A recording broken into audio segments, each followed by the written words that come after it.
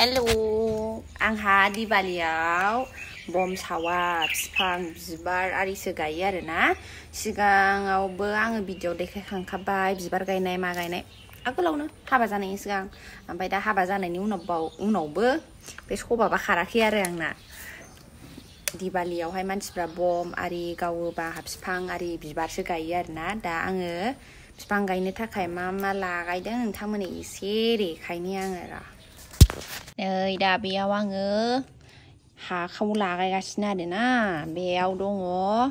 कक'पिट बार्मि compost ओमफ्राय हा एसे बै पट माखासे माबा दंमोन गायखोन्दा आरो ओमफ्राय दा बेखौ लागायबाय ओमफ्राय बेजों लोगोसे हायाथ' बेयाव एसेल' ना पट मोनथामनि एसेल' ओमफ्राय नै बिमानिफ्राय लाबोनाय आयौ गय फिथाइ थाइसे दंफालायो नै मा होनबावनांगौ ओइ मा गय फिथाइ फैफालायदों नै हजोंहाय माबा लाबोनाया हजोंनिफ्राय गामिनिफ्राय हा लाबोनाया गय फिथाइ थाइसे फैफालायदों गाजाखा ओमफ्राय बेहाय जोंना आइया बालाजों हाजों एसे लागायखानानै दंमोन आरोना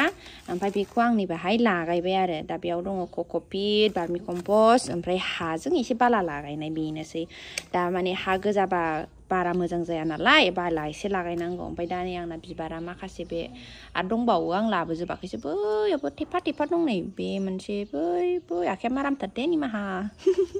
दा बेनोसै आरो दंबावो र' आं उनाव देखायबावगोन मा खालामदों ओइ बिबार ओमफ्राय नालाय बेखौ नायफैलाय नै बे जि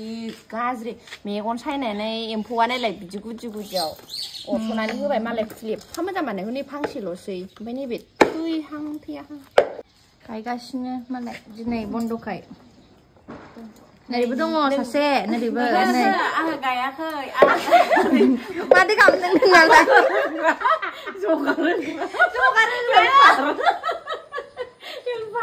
हेल्पार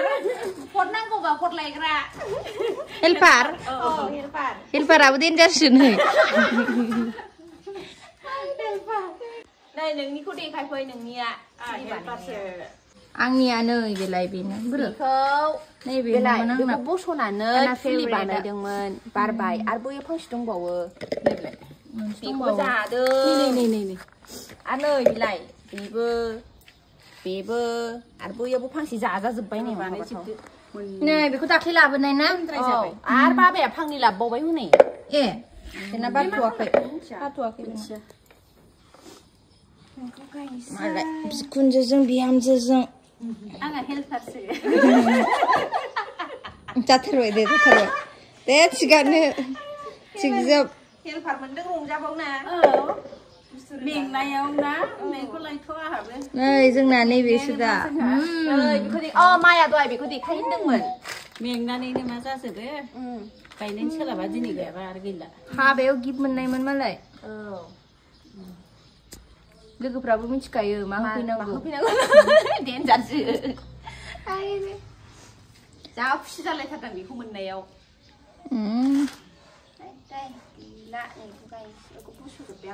दे दा गायखांबा देखायफिनदो खनसे